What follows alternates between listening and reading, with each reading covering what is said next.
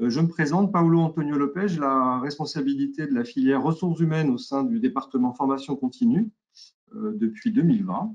Et j'ai le plaisir de co-animer ce webinaire avec Lamia. Lamia, si tu veux dire un mot. Oui, alors je suis Lamia Cherfaoui, donc je dirige la filière relations clients en formation continue au sein du groupe IGS. J'ai le plaisir pour animer ce webinaire d'être accompagné de plusieurs invités que je vais rapidement présenter, puis ils auront l'occasion de redire un mot tout à l'heure lors de leur intervention. Donc tout d'abord, Cynthia Head, qui est directrice de la pédagogie de l'innovation au sein du groupe IGS, qui est également enseignant-chercheur et qui est directeur de notre école Pédagogia, qui a une lourde responsabilité, importante responsabilité, c'est la formation des formateurs, sujet qui sera également traité aujourd'hui. Michel Diaz, un éminent expert du monde de la formation et du digital learning, directeur associé du cabinet FEFOR et rédacteur en chef de la newsletter e-learning letter, créée en 2012, je crois, Michel.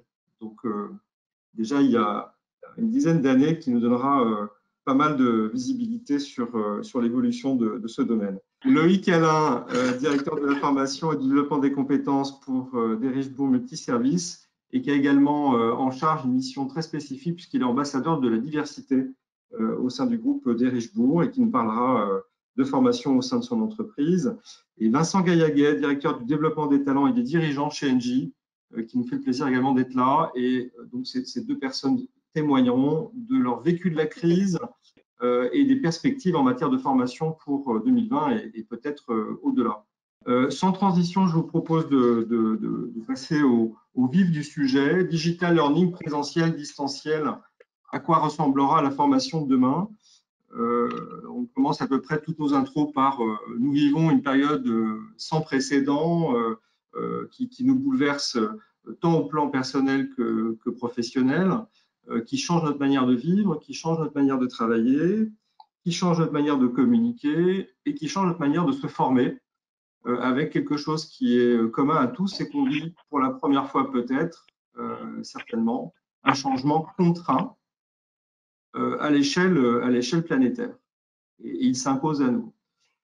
Et donc, le propos d'aujourd'hui, c'est de prendre du recul sur la période écoulée.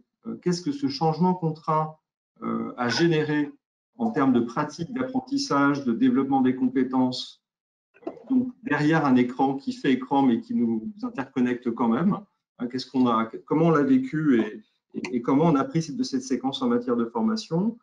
Et un deuxième volet, donc et en même temps, prendre un peu de hauteur et mettre en perspective ce que cette période de crise qui continue, avec des stop and go, beaucoup d'incertitudes, qu'est-ce que cette période va générer en matière de pratique de formation pour l'année 2020 et au-delà, si on est en capacité de distinguer des tendances. En tout cas, c'est l'exercice qu'on va tous pratiquer aujourd'hui avec l'ensemble de nos experts. Alors, je vais passer la parole dans la continuité de cette introduction à Cynthia, et on va essayer d'être un petit peu exemplaire et de donner du sens à cette démarche. Et donc, quand on dit sens, avant de démarrer sur ce que ça a généré, cette période de confinement, Cynthia, est-ce que tu peux nous dire comment un être humain apprend finalement? Est-ce qu'on peut se réaligner sur ce qui fait qu'on apprend efficacement aujourd'hui et demain? Alors, bonjour à toutes et à tous et merci encore à Paulo et à Lamia de cette invitation qui m'honore. Justement, pour répondre à la question, peut-être partir d'abord de quand la science et l'éducation se rencontrent. En fait, on parle de neurosciences, c'est vrai, mais moi, je parlerai davantage de neuropédagogie ou de neuroéducation, qui est une science, justement, comme on le sait, en perpétuelle évolution, où les scientifiques donc, de la neuropédagogie s'intéressent en particulier, et bien sûr, à plusieurs objectifs, mais en particulier, je dirais, à 4 d'entre eux. Le premier serait de s'intéresser au cerveau comme un potentiel infini de stratégies d'apprentissage en présentiel ou en distanciel ou etc. Le deuxième objectif, c'est de s'intéresser à de nouvelles zones justement dans le cerveau de l'apprenant ou de l'apprenante. Le troisième objectif, c'est de créer des connexions justement entre les apprentissages. Et le quatrième, c'est grâce au cerveau de maintenir en vie le corps en fait. Alors si on regarde sur la diapositive qui s'affiche devant vous, au cours des dernières décennies, donc une diapositive qui va s'afficher devant vous, justement au cours des dernières décennies, les neurosciences cognitives ont franchi justement un bond considérable, j'ose dire, dans la compréhension de mécanismes fondamentaux de l'apprentissage. Donc, peut-être je résumerai quatre mécanismes. C'est la diapositive d'avant, justement, qui met l'accent sur la compréhension, sur la mémorisation, sur l'attention et sur ce qu'on appelle l'implication active, engagement en fait. Et de plus en plus, avec la crise, ou même avant la crise, depuis plusieurs années, on commence à parler d'un cinquième axe ou d'un cinquième mécanisme fondamental qui est la place du numérique, justement. Comment le cerveau apprend avec le numérique. Aujourd'hui, il n'est plus concevable que les formateurs ignorent justement les éléments clés du cerveau et ne les traduisent pas en modalité pédagogique. Alors, la diapositive holistique, donc, qui a été affichée tout à l'heure, voilà, on voit que dans l'univers de l'éducation, les recherches en neurosciences ont montré combien il est important de ne pas saucissonner l'être humain.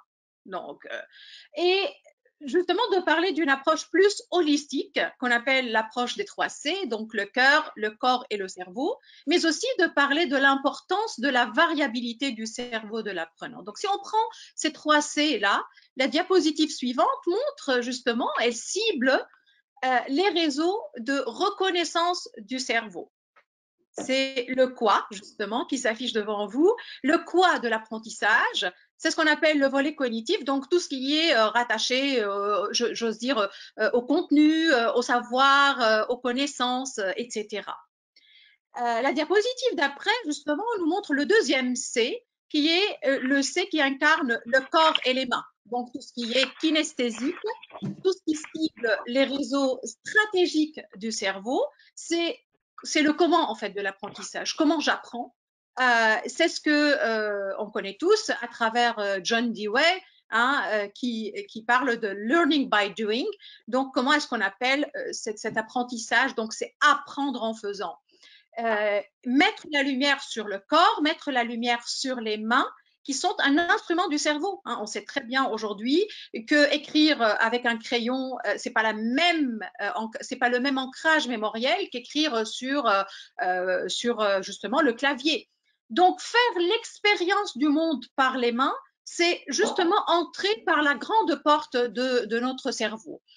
Et le troisième C qui s'affiche aussi sur l'écran, c'est celui de tout ce qui est cœur en fait. Hein. Donc c'est le C des réseaux affectifs, c'est le C des réseaux émotionnels, hein. C'est le pourquoi de l'apprentissage, pourquoi est-ce que j'apprends aujourd'hui, qui est la base même justement de la motivation dans le processus d'apprentissage. Combien d'entre nous ont vu un formateur qui a changé leur vie, en fait, qui a jeté un regard humain sur eux? Et justement, ça a déclenché tout le processus d'apprentissage. C'est vraiment cette force, cette puissance, justement, des émotions et du réseau affectif.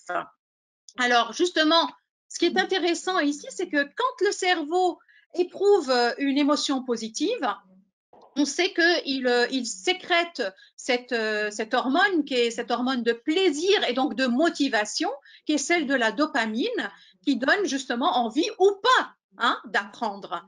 Alors, si on regarde la diapositive d'après, justement, c'est au cas contraire.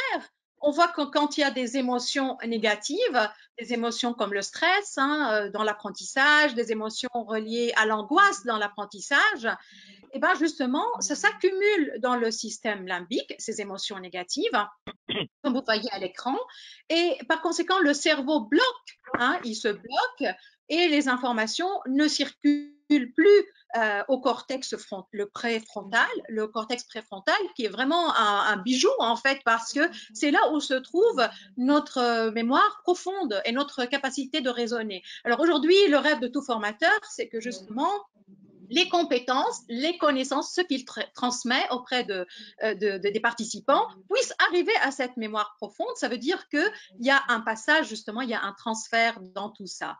Donc, si je reviens peut-être rapidement sur les mécanismes fondamentaux de l'apprentissage, en l'occurrence peut-être deux, hein, rapidement, l'attention.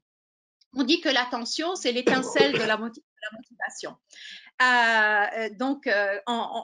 Comme c'est l'étincelle de la motivation, on voit bien que l'attention, c'est le filtre en fait de l'apprentissage. C'est le filtre qui va nous dire ouais, c'est intéressant, c'est pas intéressant, et justement, il va filtrer ce qu'on garde, ce qu'on mémorise, ce qu'on mémorise pas, ce qu'on rejette, ce qu'on garde.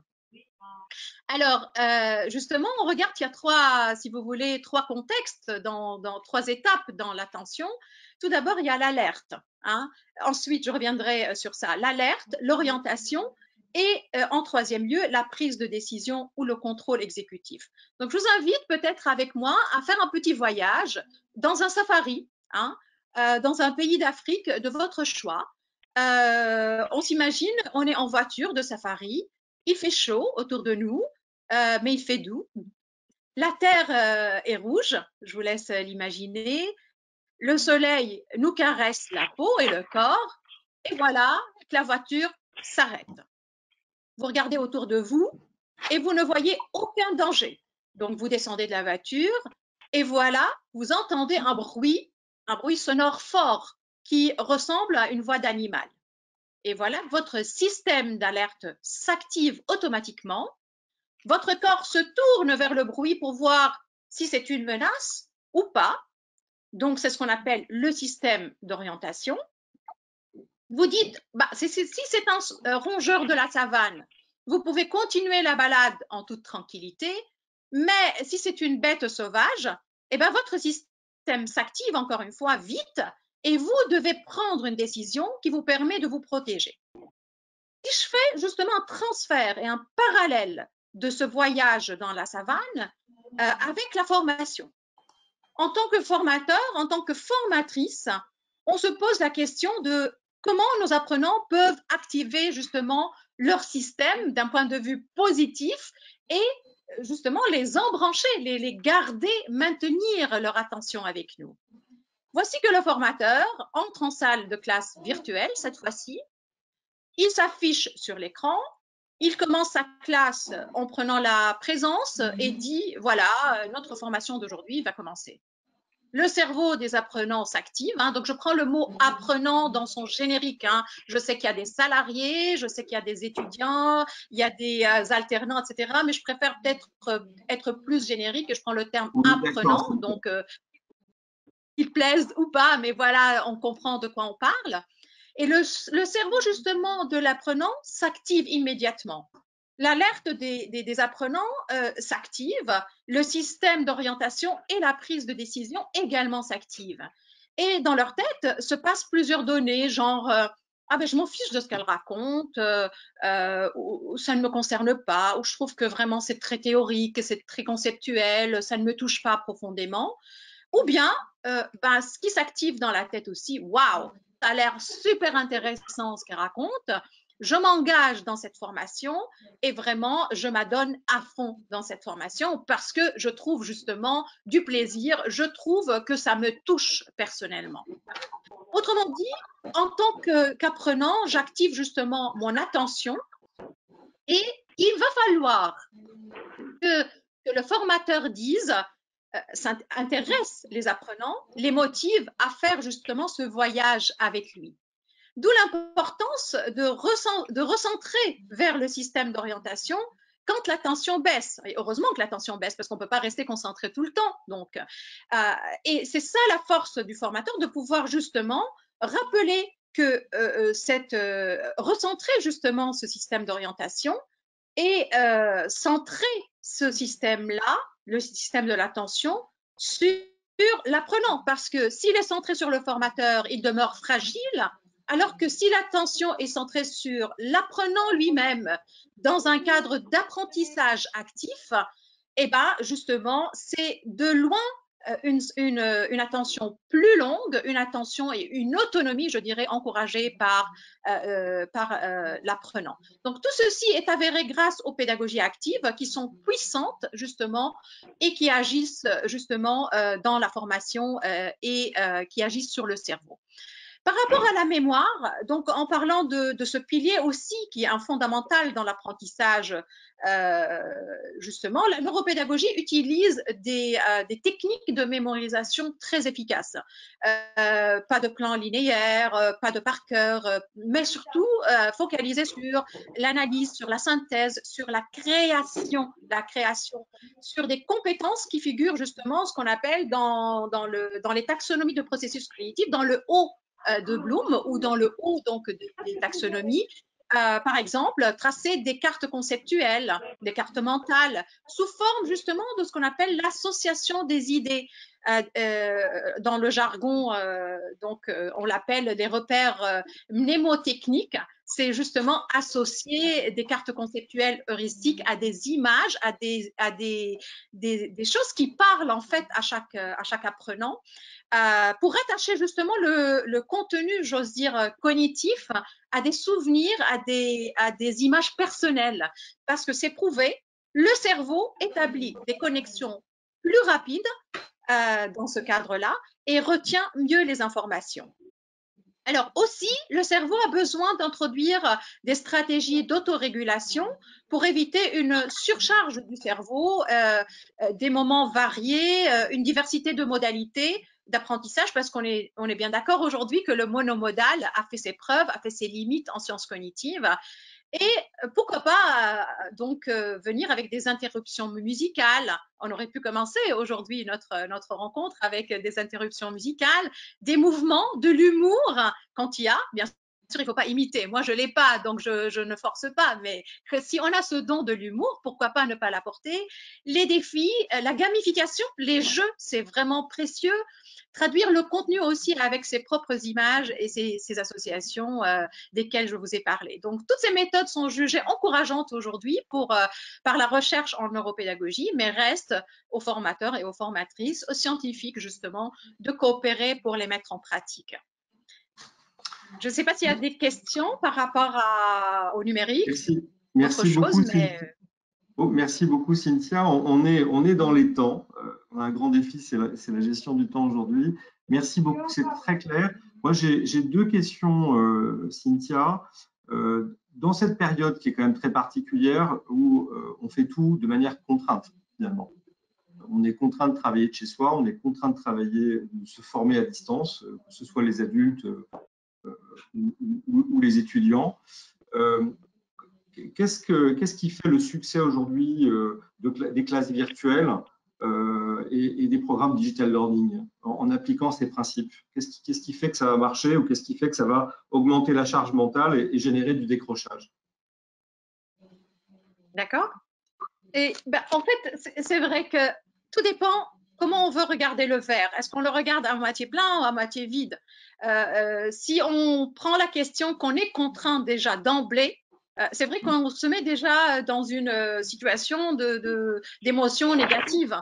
Et par conséquent, ça alourdit certainement l'apprentissage. Du moment où on dit, c'est une opportunité. Et si on prend justement ce défi, c'est vrai que c'est un grand défi, mais si on transforme ce défi en une opportunité de changer nos habitudes, en une opportunité de changer nos pratiques, et bien là, on regarde autrement. Et ça pourrait justement, on a vu des situations très difficiles, je ne nie pas, je banalise pas la situation mondiale est très, très difficile, mais encore une fois, aujourd'hui, on peut dire j'ai de la chance d'être formatrice parce qu'il y a des gens qui n'ont pas de métier, qui sont au chômage, qui n'ont pas de travail. Aujourd'hui, j'ai la chance d'être apprenant et de suivre des formations à distance. J'ai de la chance peut-être de ne pas me lever très tôt, de me déplacer. Enfin, tout dépend et chacun, ça c'est une attitude en fait en soi qu'on peut développer de comment on regarde ce verre-là. Mais justement, je sais que parmi les contraintes en fait pour le digital, on sait que notre cerveau est branché justement pour détecter une pléthore d'informations qui apparaissent sur le visage de notre interlocuteur, sur les mouvements de son corps. Aujourd'hui, nous, en tant que formateurs, on est experts justement pour lire le corps de nos apprenants, hein, à travers les expressions faciales, à travers bien sûr la dynamique des gestes, à travers leurs attitudes, leurs postures. Il y a un neuroscientifique italien donc qui parle de la vitalité des mouvements. Hein, Giacomo Rizzolatti, il parle justement de cette vitalité des mouvements, de l'expressivité, de leur expressivité. Alors aujourd'hui, on sait que dans cette contrainte, on est séparés physiquement les uns des autres et que le contact se réduit justement à quelques pixels, hein, quelquefois sur un bord de l'écran, masqué. Quand le débit Internet est très faible, justement, on ferme nos caméras. Ce qui s'est passé avec les apprenants. Souvent même, il y en a qui ont dit, moi, je dis que j'ai un problème technique, je ne veux pas mettre ma caméra. Donc, nous, ce qu'on a fait, on a trouvé une étiquette, donc une charte éthique pour l'enseignement en ligne, justement, pour montrer l'importance de la communication, parce que si cette communication est dégradée aujourd'hui, les paroles deviennent ambiguës, l'emphase disparaît, bien sûr, les intentions nous échappent et notre attention fuit justement pour s'égarer. Alors, c'est ce que je dis, que quand le corps disparaît, nous nous déconnectons les uns des autres. Et au cours donc de cette évolution humaine, on sait que la partie du cerveau qui décode tout ce qui est mimique, posture, gestuelle, elle semble avoir littéralement poussé tout ce qui était autour d'elle. Alors, je ne sais pas s'il y a d'autres questions ou j'enchaîne peut-être sur les contraintes cognitives, beaucoup plus sur contraintes corporelles. Oui, sur une petite minute, Cynthia, parce que du coup, pardon. On a effectivement une seconde question où je vais te demander, Cynthia, si tu veux bien avoir une réponse très synthétique parce qu'on a encore un déroulé copieux. Et la question du coup par rapport à ce que tu viens de dire, est-ce que ce que tu préconiserais, c'est la dernière génération d'outils qui permettent un tutorat individualisé avec des informations envoyées personnellement qui utilisent de l'IA, par exemple, plutôt qu'une simple diffusion passive? Est-ce que ce type d'outil, d'après toi, amènerait une implication du corps plus importante? Alors, en fait, il y a plusieurs clés, c'est vrai. Hein. Si je vais aller vraiment très très vite, peut-être je dirais 4 clés essentielles qui voilà, avec le numérique, donc il y a une petite différence quand même, hein, parce que c'est vrai, il y a le présentiel, il y a le commodal aussi qui a ses propres difficultés. Mais bon, je vais aller rapidement. La première, c'est justement la première clé, c'est de capter et de maintenir l'attention. Hein. Cette attention, on sait combien elle se dégrade avec la distance. L'attention, justement, agit comme un filtre, comme on l'a dit tout à l'heure, et c'est ça qui est un grand défi aujourd'hui. Donc, au bout de quelques secondes, voire, je ne dis pas quelques minutes, l'attention baisse systématiquement, et pour apporter donc une solution, comme tu disais, Lamia, c'est varier les supports, que ce soit l'IA, mais que ce soit toute la gamification, tout ce qui est ludification, justement pour encourager la participation. Et là, si j'avais le temps, je peux en parler énormément au tiers-lieu de tout ce qu'on développe comme Serious Game, Escape Game, etc.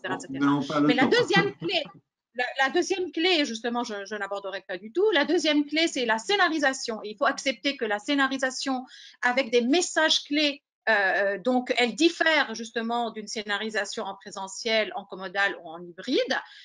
Et là, privilégier justement donc d'insérer plusieurs pauses de quelques minutes où on invite justement les apprenants à reposer leur cerveau, à bouger leur corps et faire des sessions un peu plus courtes.